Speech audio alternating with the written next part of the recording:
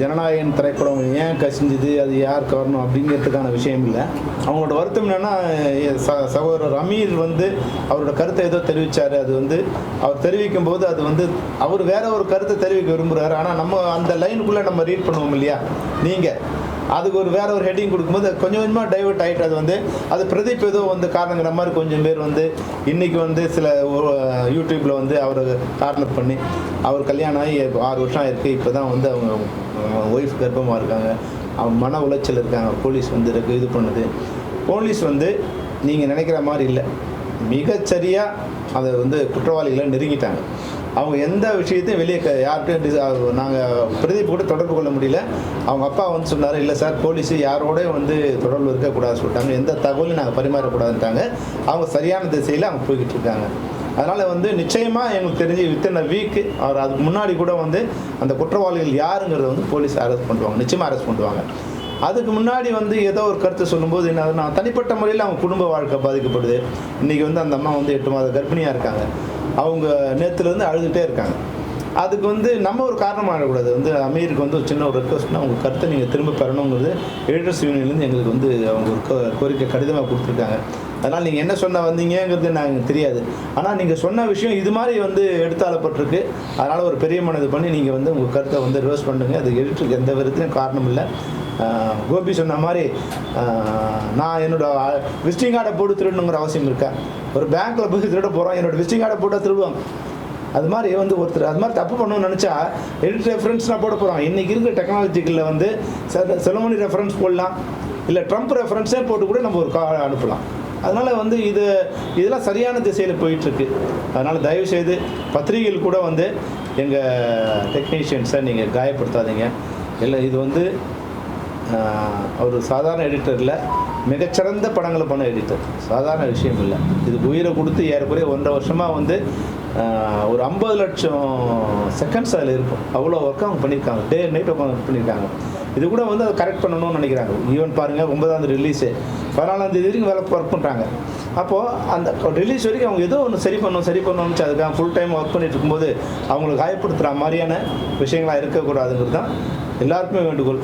சரியான குற்றவாளியை விரைவில் வந்து தமிழ்நாடு அரசோ சைபர் கிரைம் வந்து நிச்சயமாக வந்து அரெஸ்ட் பண்ணுவாங்க. அப்போ வந்து இவர் தான் குற்றவாளின்னு போடுங்க. அதை நாங்கள் யாரும் உங்களை தடுக்கலை. ஆனால் அதுக்கு முன்னாடி உங்களுடைய ஊடகத்திலேயோ இல்லை பத்திரிகையிலையோ உங்களோட அனுமானத்தின் பேரில் யாரோ ஒருத்தர் சொன்னாங்க, அதை நீங்கள் ஒரு ஸ்டோரியாக பண்ணிக்கிட்டு ஒரு குடும்ப வாழ்க்கையை பாதிச்சிடாதீங்க. ஒரு குடும்பம் அதை நம்பி வாழ்ந்துகிட்டு இருக்கு. அவங்க இன்றைக்கி ரொம்ப மன உளைச்சல் இருக்காங்க. அவங்களுக்கு இதெல்லாம் ரொம்ப புதுசு. இல்லை போலீஸோ இதுவோ எல்லாம் புதுசு. இதன் மூலம் அது வந்து அதிகப்படியாகுதுங்கிறதால எங்களுக்கு வந்து ஒரு ரெக்வஸ்ட்டாக அவங்களை வைக்கிறோம். நீங்கள் தயவுசெய்து எங்களையும் உங்களில் ஒருத்தராக உங்கள் சகோதரராக நினச்சிங்க, தவறான கருத்துக்களை பார்ப்போம். சார் நேரத்தில் சிபிஐ விசாரணை கேட்க போகிறோன்னு உங்கள் நிர்வாகி சொன்னார். அதுக்கு ஏதாச்சும் பண்ணுற மாதிரி சிபிஐ தயாரிப்பாளருக்கு அந்த கடிதம் கொடுத்துருக்காங்க. ஒன்று நீங்கள் பண்ணுறீங்களா இல்லை நம்ம பண்ணணுமா?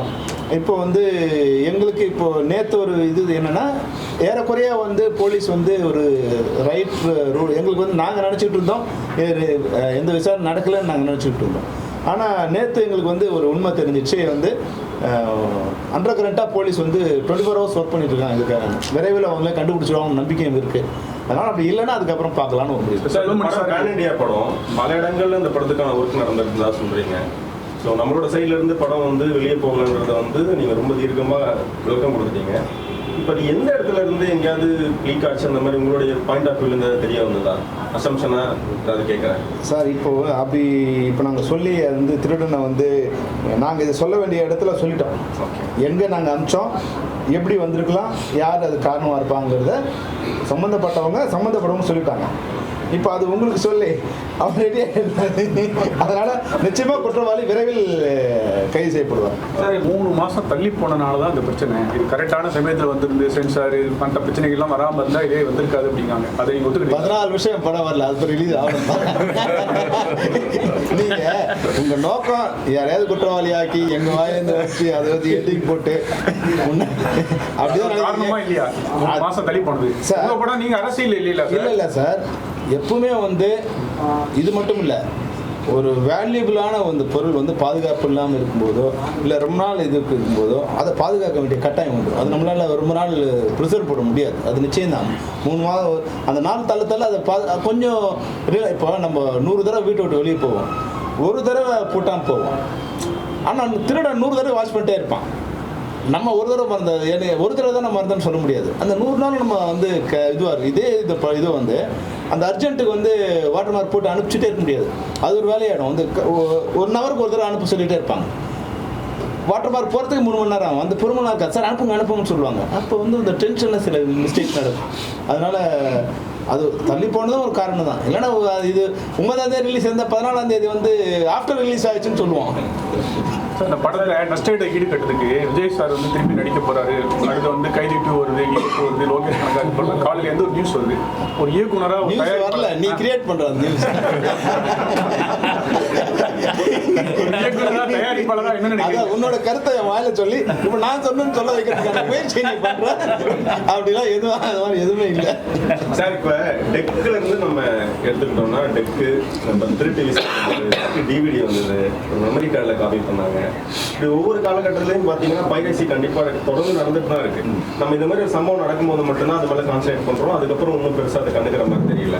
இதுக்கு வந்து சட்டங்கள் வந்து ரொம்ப கடுமையாக்கப்படணும், தண்டனைகள் வந்து அதிகப்படுத்தப்படணும். அப்படி பண்ணாதான் இதுக்கு ஒரு தீர்வு. இப்போ ஏற்கனவே சார் இருக்கிற சட்டத்தின்படி தண்டனை கொடுத்தா கூட எங்களுக்கு போதும். இப்போ ஏற்கனவே மத்திய அரசு ஒரு சட்டம் கொண்டு வந்திருக்கு. இது வந்து அவங்களுக்கு 3 இயர்ஸ் வந்து இம்ப்ரூவ்மெண்ட். அப்புறம் வந்து 5% வந்து டோட்டல் காஸ்ட் ஆஃப் ப்ரொடக்ஷனில் 5% நஷ்டம். புரியுதுங்களா? இப்போ இது வந்து 500 crores வச்சுங்க. 5% தயாரிப்பாளருக்கு வந்து கம்மியாக இருக்கும். ஆனால் திருடனுக்கு அது பெரிய அமௌண்ட்டு. 25 கோடிங்கிறது 3 வருஷம் ஜெயிலில் இருக்கணும்.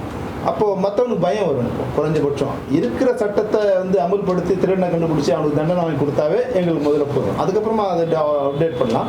முதல்ல இருக்கிற சட்டத்தின்படி அவங்களுக்கு முதல்ல அரெஸ்ட் பண்ணால் நடக்கும். சார், இப்போ மத்திய அரசு சட்டம் நீங்கள் சொன்னீங்க. பெப்சி தரப்பு வந்து ஏதாவது வரையறை எதாவது இருக்குது? அது மாதிரி ஒரு வேளை தவறு செய்யக்கூடிய நபர் உங்கள் யூனியன் மெம்பராக இருக்கக்கூடிய பட்சத்தில் சார் யூனியன் மெம்பராக இருந்தாலும் சினிமாவில் நான் ஒர்க் பண்ண மாட்டேன் சார். அவங்களுக்கு அது எங்கள் யூனியன் மெம்பராக பண்ண மாட்டாங்க. 100% பண்ண மாட்டாங்க சார்.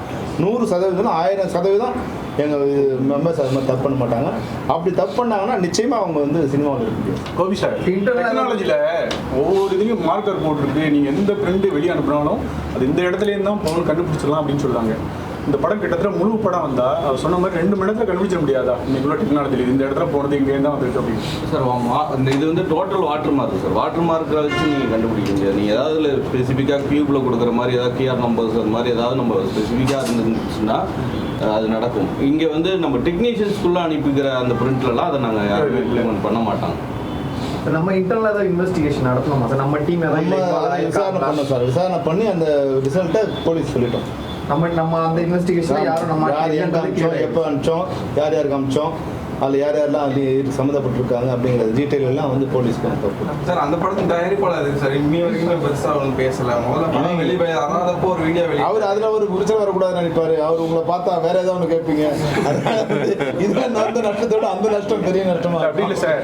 சார் படத்தோட ஹீரோ பேச மாட்டேங்காரு, ப்ரொடியூசர் பேச மாட்டேங்காரு, பெப்சி பேசுது, ப்ரொடியூசர் கவுன்சில் பேசுது. சார் அவங்கவுங்க பிரச்சனை உரிமைக்கான ஆள் அவங்க தானே சார். அவங்க தானே சார் குரல் இல்லை சார். எப்பவுமே என் பிரச்சனைன்னு வரும்போது இவர் தான் பேசுவார். என் பிரச்சனைக்கு நானே பேசினா நல்லா இருக்காது. அப்போ அவர் பிரச்சனை வரும்போது நான் பேசுவேன். ஜக்குபாய் பிரச்சனை வரும்போது அவர் பேசவே இல்லை. அவங்க அப்புறம் வந்தாங்க. முதல்ல இண்டஸ்ட்ரி தான் வந்து அது இதுவாச்சு, அவங்களுக்காக வந்தது. அதனால வந்து இது எனக்காக பண்ணுன்னு சொல்றது இந்த நேரத்தில் அவர் இதுவாக இருந்தோம். பேசாமலே அவர் நடக்குதில்லை. பேச வேண்டிய அவசியம் வந்தால் பேசுவோம். நன்றி.